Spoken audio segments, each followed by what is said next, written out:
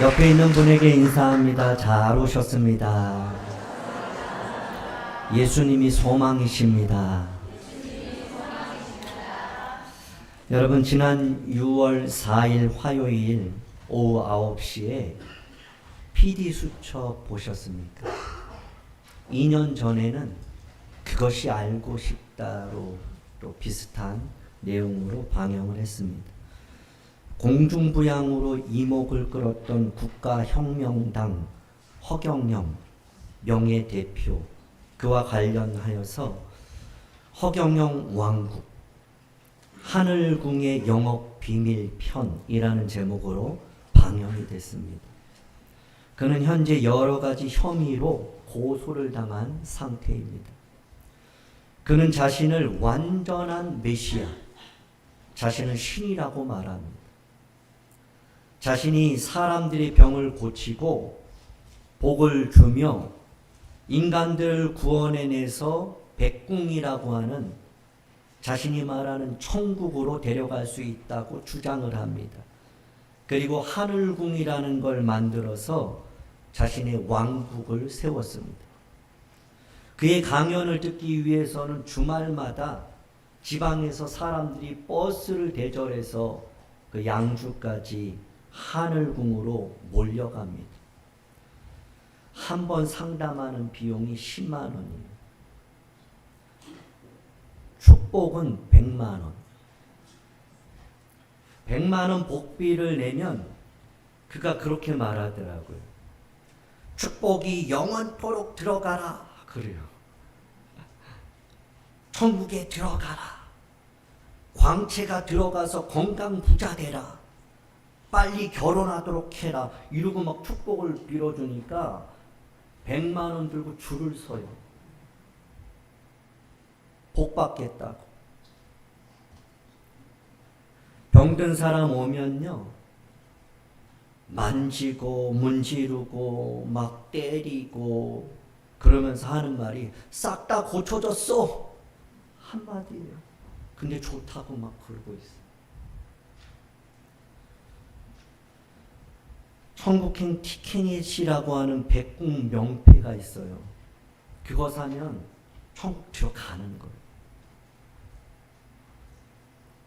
얼마인 줄 아세요? 그 티켓? 300만 원. 부부는 할인해줘서 2인에 500이에요. 그런데 그들은 그렇게라도 천국 가겠다고요. 부부뿐만 아니라 자녀들도, 온 가족이, 심지어는 친족들까지 그 티켓을 사는데 1억 4,500만 원이 들었다고 해요. 한 지지단은. 그리고 그곳에서 판매되는 최고의 상품이 있어요. 아주 비싼 거. 그게 대천사라고 하는, 별로 중요하지 않아요. 그런 게 있어요. 그게 얼마인 줄 아세요? 1억이요. 근데 놀라운 것은 이 상품을 구입한 사람의 명단이 나오는데 220명이나 돼요. 1억 주고 그거 산 거예요. 뭔지도 몰라요. 일단 눈에 멀은 거예요. 가스라이팅에 지금 당하고 있는 거예요. 눈 멀면 안 보여요. 여러분, 그런 경험이 있는 분 여기에도 말은 안 하지만 있을 거예요. 한번 거기에 딱 갇혀버리면 아무 생각이 없어요. 보이스피싱 당해보셨나요? 부끄럽지만 전 당해봤어요. 아무것도 생각이 안 나요. 너무 힘들어서 조금 살아보겠다고 이 생각 저 생각 한 끝에 그런 사람을 물었어요. 물렸어요, 제가. 아무 생각이 없어요. 하라는 대로 다 했어요.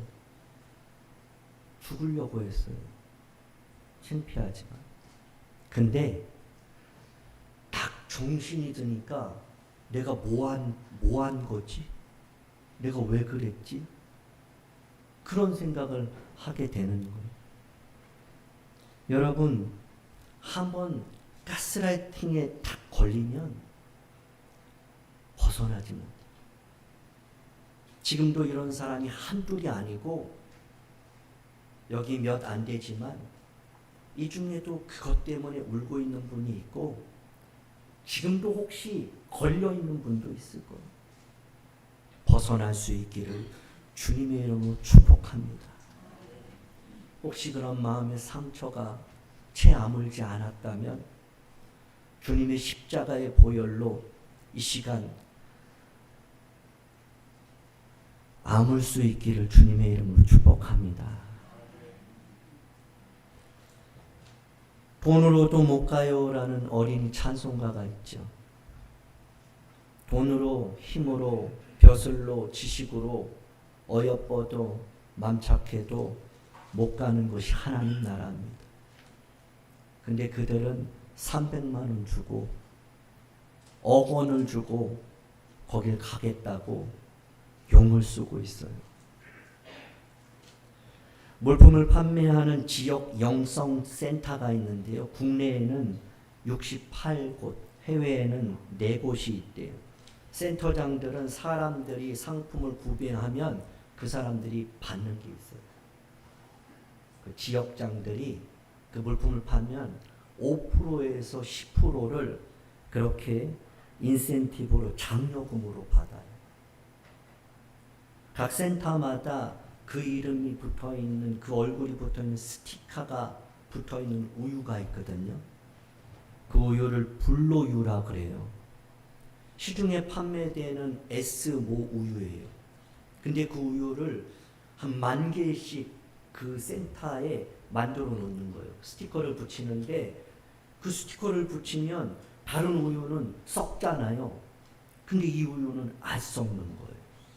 비결이 있어요. 조건이 있어요.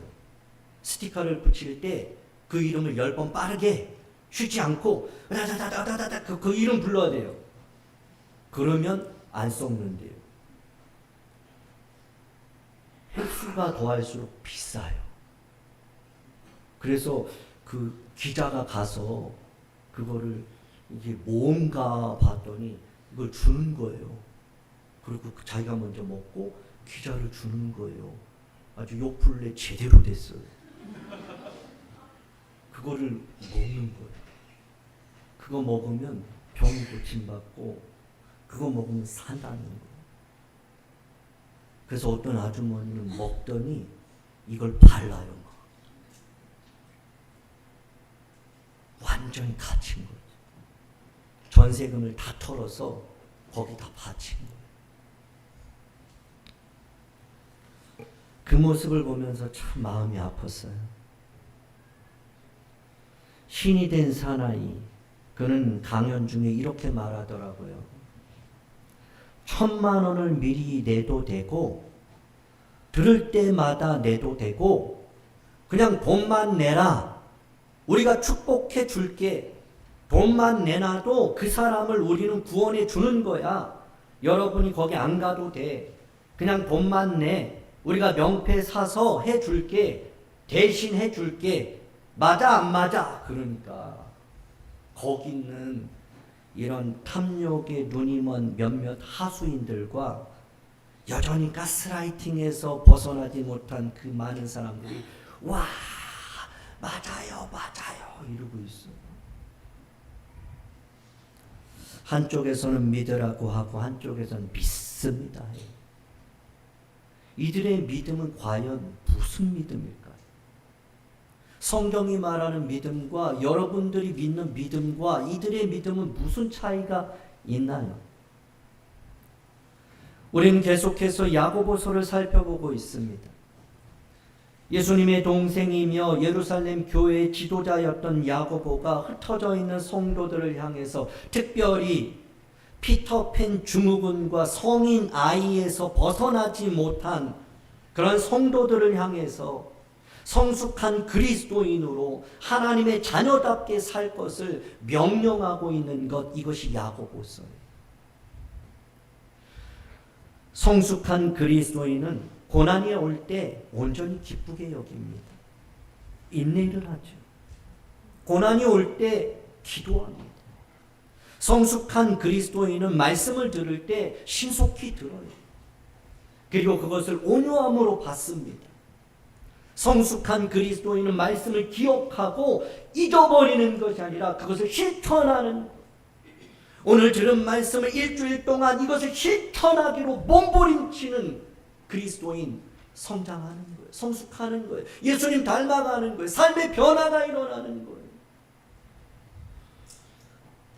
성숙한 그리스도인들은 사람을 차별하지 않아요.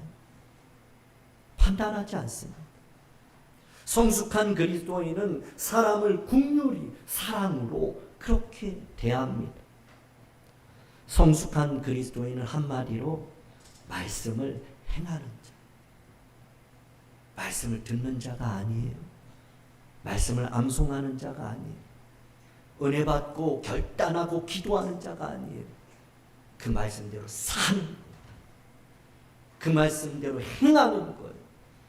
그래야 우리의 삶에 변화가 일어나고 예수 그리스도께서 나의 주가 되시고 내 마음의 기쁨과 소망이 샘솟는 일들이 일어나는 거죠. 야고보서 2장 크게 둘로 나눌 수 있습니다. 1절부터 믿음을 너희가 가졌으니와 14절부터는 사람들이 믿음이 있노라는 주제입니다. 야고보서 2장의 핵심 주제는 그러니까 믿음이에요. 14절부터 시작되는 오늘 본문 말씀에서 믿음이라는 단어가 14번 나옵니다. 특별히 야고보서에서는 믿음을 가진 자, 믿음이 있노라고 말하는 자에 대해서 기록하고 있어요. 바로 우리에게 말씀하는 거예요. 우리 믿음 가졌잖아요. 우리 믿음이 있다고 말하고 있잖아요. 바로 우리와 같은 그 흩어진 성도들을 향해서 믿음에 대해서 믿음이 있는 여러분들 그렇게 이야기를 하고 있는 것이죠. 본문에서 믿음을 14번 강조하면서 그 단어와 더불어서 계속 쫓아오고 함께 붙어있는 단어가 있어요. 그것은 바로 행함이에요. 야고보는 믿음을 강조하면서 동시에 행함을 강조하고 있어요. 14절을 보면 야고보는 행함이 없으면 무슨 유익이 있으리요 합니다. 17절에도 보면 행함이 없는 믿음은 죽은 거다 그래. 20절에도 보면 행함이 없는 믿음은 헛것이다. 아무것도 아니라는 거예요. 행함이 없다면. 22절에도 보면 행함으로 믿음이 온전하게 된다. 그러니까 행함이 있어야 된다. 심지어 야고보 사도는 24절에 이렇게 말합니다. 같이 읽어보겠습니다. 시작.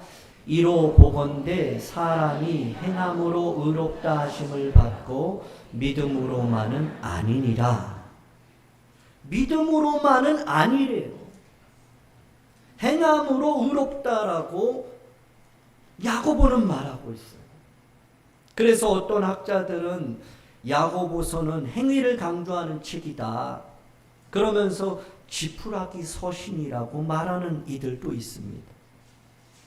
야고보는 행위로 구원을 받는다. 구원받기 위해서는 반드시 행위가 필요하다. 지금 그렇게 말씀하고 있는 것이 아니죠. 바울은 로마서 3장 28절에서 그렇게 말씀합니다. 그러므로 사람이 의롭다 하심을 얻는 것은 율법의 행위에 있지 않다. 사람이 의롭게 되는 것은 믿음으로 된다. 그렇게 말하죠. 에베소서 2장 8절 우리 같이 읽겠습니다. 시작. 너희는 그 은혜에 의하여 믿음으로 말미암아 구원을 받았으니 이것은 너희에게서 난 것이 아니요 하나님의 선물이라. 9절에서도 보면요. 구원은 행위에서 난 것이 아니다. 그래서 누구든지 자랑할 수가 없다. 구원은 믿음으로 얻어요. 맞습니다. 하나님의 은혜로 값없이 주어진 선물이 구원이에요. 하나님 나라는 돈으로, 지식으로, 힘으로 어여뻐도 못 갑니다. 하나님 나라는 어떤 공로나 행위로도 결코 들어갈 수가 없어요. 오직 믿음으로만 가는 나라가 하나님 나라예요. 믿으시기 바랍니다. 믿으시기 바랍니다. 이것이 바울이 말하는 로마서 핵심 주제인 이신칭의, 이신득의예요. 그러니까 구원은 믿음으로만, 천국에 들어가는 길은 예수님뿐이죠. 예수님밖에 없는 믿음으로 가는 나라, 하나님 나라. 예수 그리스도를 믿는 그 믿음으로 가는 것, 그것이 바로 하나님 나라 구원이라는 거예요. 야고보는 정말 바울과 구원관이 지금 다를까요? 바울은 믿음으로 간다 그래요. 선물이다. 자랑할 수 없다. 그렇게 말하는데 야고보는 우리가 조금 전에 살펴본 것처럼 행위로 의롭다함을 받는 것이다. 행위가 믿음을 온전케 한다. 행위가 없는 믿음 죽은 믿음이다. 이렇게 말하고 있죠. 서로 다를까요? 아닙니다. 사도행전 15장에는 교회사에서 아주 중요한 이런 자리를 차지하고 있는 예루살렘 회의가 기록되어 있습니다. 그런데 당시에 바울과 바나바가 1차 전도 여행을 하고 안디옥 교회에 돌아와서 선교 보고를 합니다. 이방인들도 복음을 받아들이고 예수 그리스도를 따라간다는 거예요. 그런데 예루살렘에서 어떤 유대인들이 와가지고 이방인들이 구원받는다는 얘기를 듣고 안 된다. 할례를 받아야 된다는 거예요. 다시 말하면 행위 구원을 강조한 거예요. 그때 이 바울의 주장을 지지하고 바울의 주장을 이렇게 세워준 사람이 바로 예루살렘 교회 지도자였던 야고보예요. 그러니까 야고보는요, 오직 믿음으로 구원받는 거다. 행위 구원이 아니다라는 것을 사도행전에서 이미 그가 말씀하고 있는 거죠. 그런데 야고보서에서는 그가 그토록 행위를 강조하고 있는 거예요. 그것은 믿음으로 구원받는 행위를 말하는 것이 아니라 믿음으로 구원받은 사람의 삶이 행위로 나타나는 걸 말하고 있어요.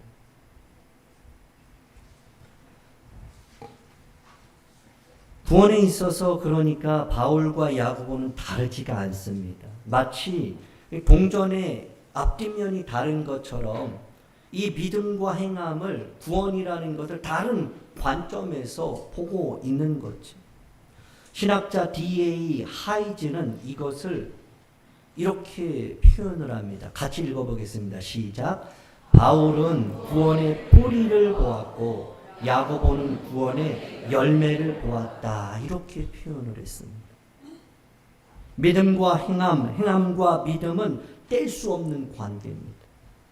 그러나 오늘 한국 교회에는 은혜와 믿음은 있어요. 그런데 행함과 실천이 사라지고 있어요. 주여 믿습니다는 있는데, 말은 있는데 행함이 사라지고 있어요.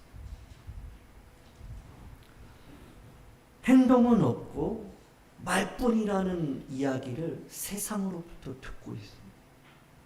말은 참 신앙적이에요. 그런데 행동은 비신앙적인 거죠. 말하는 건 그리스도인이에요. 그런데 행동하는 것은 그리스도인답지가 않아요. 사람들은 말해요. 그런 믿음이 무슨 유익이 있냐고. 그런 믿음이 자기를 구원할 수 있겠냐고. 성경을 보면 여러분 믿음에 있지만 어떤 이는 또 큰 믿음도 있는 거예요. 의심하는 믿음도 있는 반면에 어떤 사람은 병 고칠 만한, 구원받을 만한 믿음이 또 성경에 있더라고요. 겨자씨만한 믿음도 있고 이산을 저리로 옮기는 믿음도 있더라. 말씀만 하옵소서 하는데 그 하인의 병이 고침받는, 칭찬받는 큰 믿음도 있어요. 약한 믿음도 있고 강한 믿음도 있고요. 바른 믿음도 있고 반대로 잘못된 믿음도 있더라고요. 믿음이라고 다 똑같지 않아요. 여러분의 믿음은 어떤가요? 아무것도 못하는 믿음도 있는 반면에 역사하는 믿음, 세상을 움직이는 믿음이 있더라고요. 본문에서도 야고보는 행함이 없는 믿음을 4가지로 말씀하고 있습니다. 그 첫 번째가 14절에 나타납니다. 내 형제들아, 만일 사람이 믿음이 있노라 하고 행함이 없으면 무슨 유익이 있으리요. 행함이 없는 첫 번째 그 믿음, 그것은 유익이 없는 믿음이에요. 야고보는 유익이 없는 믿음을 15절부터 예를 들어서 말씀합니다. 15절을 보면 만일 형제나 자매가 헐벗은 거예요. 일용할 양식이 없어요. 먹을 게 없어요. 굶주린 거예요. 당연히 옷도 없지요. 그런 형제 자매를 봤어요. 그런데 16절 같이 읽겠습니다. 시작. 너희 중에 누구든지 그에게 이르되 평안히 가라, 덥게 하라, 배부르게 하라 하며 그 몸에 쓸 것을 주지 아니하면 무슨 유익이 있으리요. 헐벗은 사람을 보고도, 배고파서 굶주린 사람을 보고도 그 사람에게 말은 해요. 평안히 가세요. 왜 여기 이러고 있어요? 왜 옷을 그렇게 입고 있어요? 왜 그렇게 힘이 없어요? 가서 밥 먹어요. 왜 그래요? 라고 말은 하는 거예요. 그러면서도 그에게 정작 쓸 것은 주지 않는 그러한 마음과 생각, 말은 아무 유익이 없다는 거예요.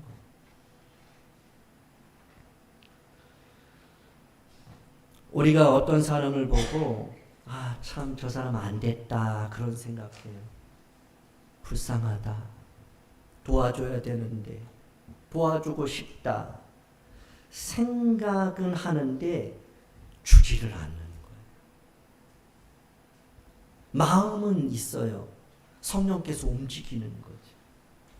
성령의 감동이 있는 거예요. 그런데 주지를 않아요. 행하질 않아요. 실천하질 않아요. 움직이질 않는 거예요. 순종하질 않는 거예요. 그러한 믿음은 유익이 되지 않는다.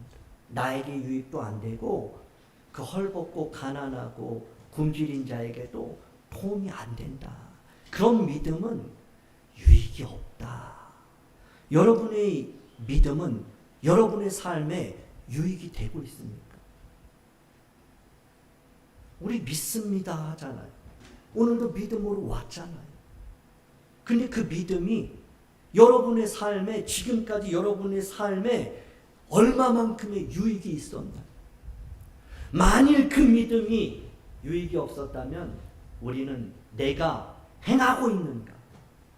내가 생각이 드는, 내가 성령이 주시는 그 감동하심을 내가 순종하고 있는가를 점검해 보실 수 있길 바랍니다. 고린도전서 13장 3절에서 바울은 이렇게 말해요. 내가 내게 있는 모든 것으로 구제하고 내 몸을 불사르게 내줄지라도 사랑 없으면 아무 의미가 없다. 구제를 하고 내 몸을 희생하여도 그 안에 사랑 없으면 꽝이라는 거예요. 사랑이 없으면 아무 유익이 없다고 하는 바울의 가르침과 행함이 없이 말만 하는 믿음은 아무런 유익이 없다고 하는 야고보의 가르침이 다르지 않아요. 자, 두 번째는 다시 14절을 보면 행함이 없는 그 믿음, 그 믿음은 첫 번째 유익이 없는 믿음이었고 두 번째는 구원이 없는 믿음이에요. 믿음이라고 여러분 다 구원받는 믿음이 아니에요. 믿습니다 하는데 정작 그 사람에게 구원이 없을 수 있어요. 행함이 없는 믿음은 능히 자기를 구원할 수 있는 믿음이 아니에요. 속고 있는 거예요. 착각하고 있는 거예요. 내 믿음이 나를 능히 구원할 수 있다라고 악한 사단의 거짓 괴계에 속고 있는 거예요. 성경은 분명히 말해요. 구원받는 믿음은 행함으로 나타난다고. 행함이 없는 그 믿음이 능히 자기를 구원하겠느냐? 야고보는 결코 그럴 수 없다라고 말해요. 세 번째는 17절에 나타납니다. 이와 같이 행함이 없는 믿음 그 자체가 죽은 믿음이 있어요. 26절 같이 읽어보겠습니다. 26절 시작. 영혼 없는 몸이 죽은 것 같이 행함이 없는 믿음은 죽은 것이다. 믿음도요, 살아있는 믿음이 있고 죽은 믿음이 있대요. 행함이 없는 믿음, 세 번째가 죽은 믿음이. 예수님은 누가복음 6장 43절에서 못된 열매 맺는 좋은 나무가 없고 또 좋은 열매 맺는 못된 나무가 없다고 말씀하십니다. 그러면서 마태복음 12장 33절에는 열매로 나무를 안다 그래요.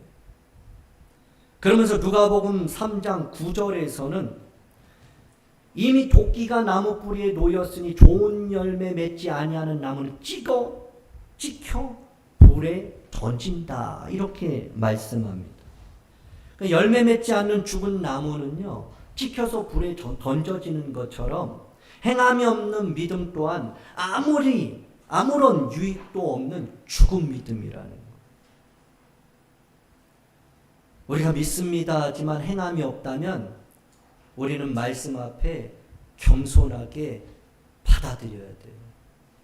내 믿음은 산 줄 알았는데 역동하고 역사하는 줄 알았는데 내 믿음은 죽었었구나.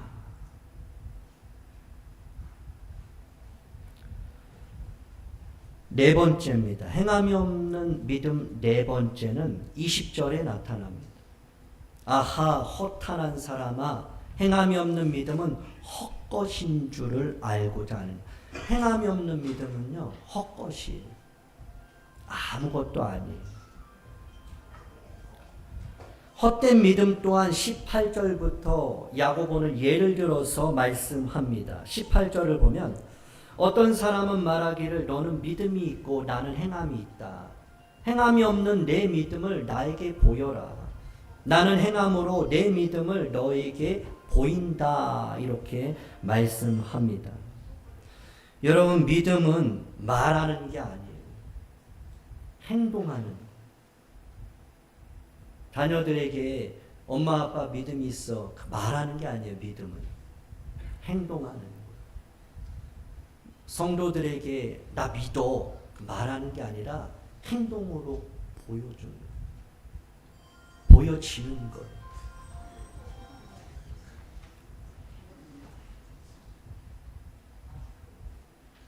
믿음은 보여주는 게 아니라 보여지는 거예요. 믿음은 여러분 남한테 보여주는 게 아니라 뭐예요? 보여지는 거예요. 그래서 주변 사람들이 다 알아요. 말한다고 믿음이 드러나고 감춰지는 게 아니에요. 믿음은요, 나타나요, 다. 믿음은 보여져요. 우리가 믿습니다. 오늘 교회 나오는 것 같고 그들이 하나님 보고 만나는 게 아니에요. 교회 오는 게 아니에요. 우리의 삶을 보고 그들이 교회로 오는 거예요. 우리의 행함을 보고 그들이 하나님을 갈망하는 거예요. 믿음은 절대 보여주는 게 아니에요. 보여지는 거예요.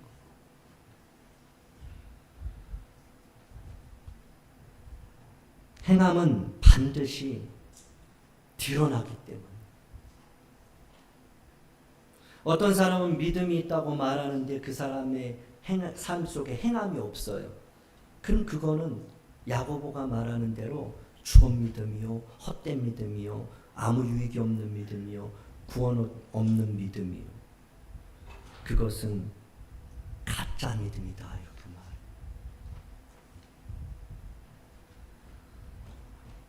그런 믿음에 대해서 야고보는 19절에서 이렇게 말씀해요. 너가 하나님은 한 분이신 줄 믿느냐? 잘하는도다. 칭찬하는. 하나님이 한 분인 것을 알고 믿는 건요, 이건 잘하는 거예요. 칭찬받을 만해요. 대단한 거예요. 그것을 알고 그것을 믿는 게 정말 칭찬받을 만 일이에요. 근데 야고보는 말이에요. 그거 귀신들도 알아. 귀신들도 안다, 그런 건. 여러분, 예수님께서 거라사 지방을 가셨을 때 무덤에서 살고 있었던 더러운 귀신 들린 사람이 멀리서 예수님을 보고 막 달려나와서 엎드려 절을 해요. 그리고 마가복음 5장 7절에 더러운 귀신이 이렇게 큰 소리로 소리를 지르죠. 지극히 높으신 하나님의 아들 예수요. 귀신도 하나님 아들이 예수인 걸 알아요. 여러분, 바울이 에베소에서 귀신을 쫓아내요. 그때 그 모습을 보고 제사장 스게오와의 7 아들들도 그것을 흉내내고 쫓아해요. 그때 사도행전 19장 15절을 보면 악귀가 이렇게 대답해요.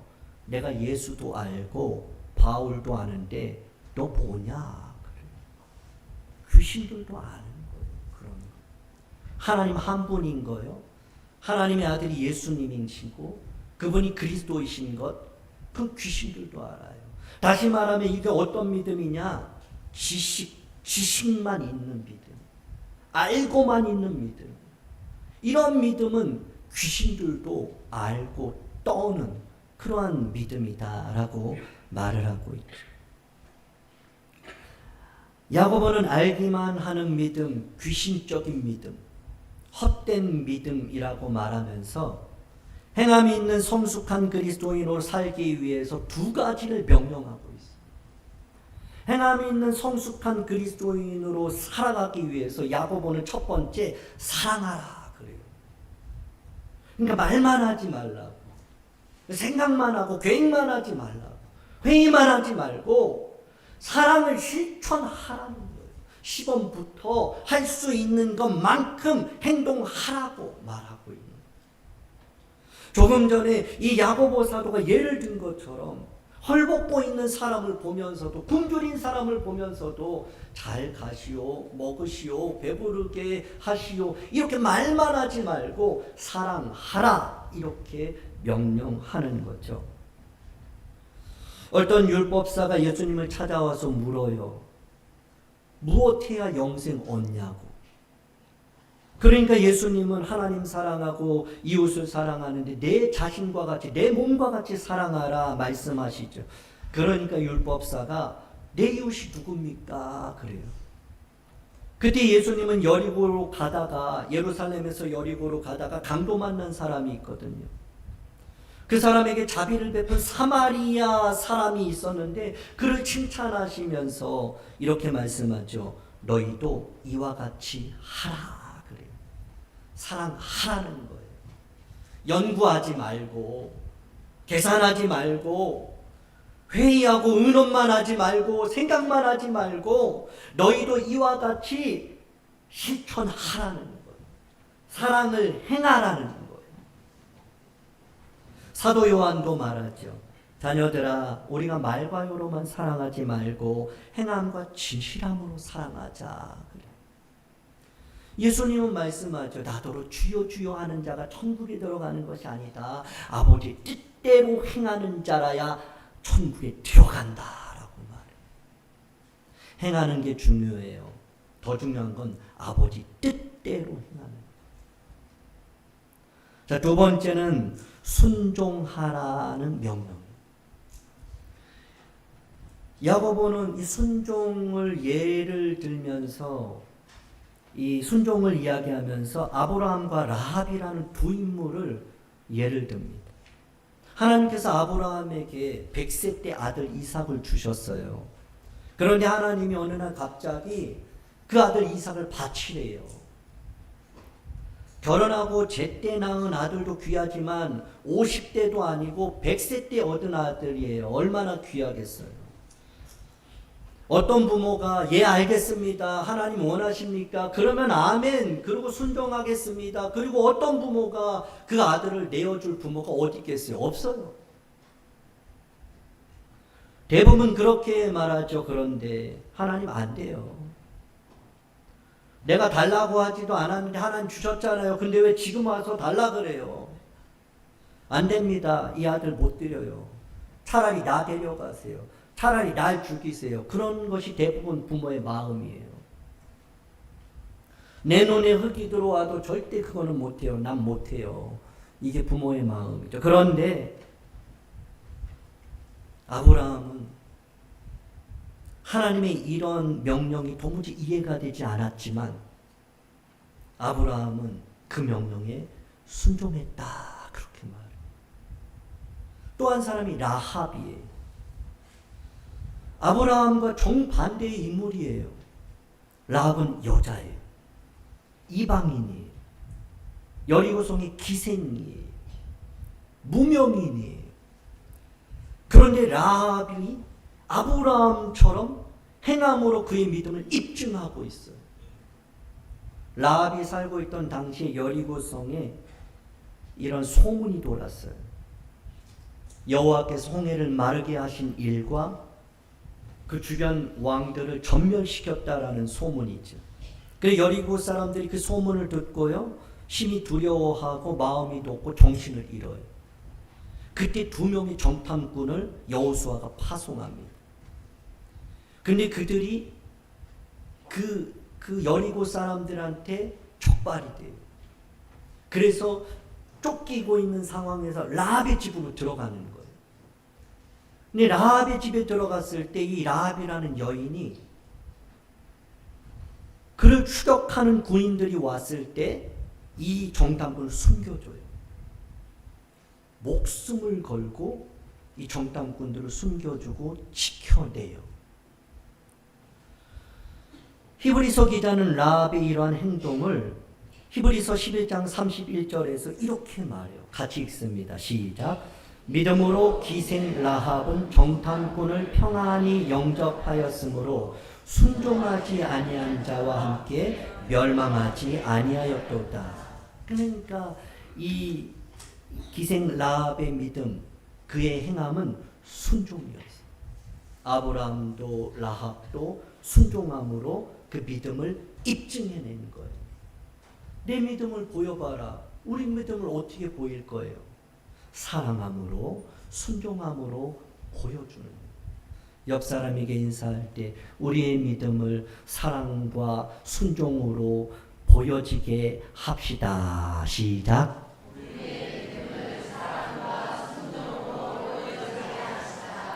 말씀을 정리합니다. 행함이 없는 믿음은요, 죽은 믿음이에요. 알기만 하고 말만 하고 열매 없는 믿음은 아무 이유가 없어요. 구원도 없는 헛것이에요. 한 주간도 들은 말씀을 기억하여 실천하는, 행동하는 성숙한 그리스도인이 되기를 원합니다. 가난한 자와 상처받은 자들을 돌아보면서 이웃을 내 몸과 같이 사랑하고 하나님 말씀에는 그럼에도 불구하고 순종했던 아브라함과 라합처럼 그렇게 성숙한 그리스도인으로 구원받은 하나님의 자녀답게 살아갈 수 있기를 주님의 이름으로 축복합니다. 기도하겠습니다. 행함이 있는 그리스도인 되게 하옵소서. 하나님 아버지, 행함으로 믿음을 드러내는 성숙한 그리스도인이 되게 하옵소서. 이 세상을 살아가는 동안에 이웃을 사랑하고 하나님 말씀에 순종함으로 하나님을 기쁘시게 하는 성숙한 그리스도인의 삶을 살아가게 하옵소서.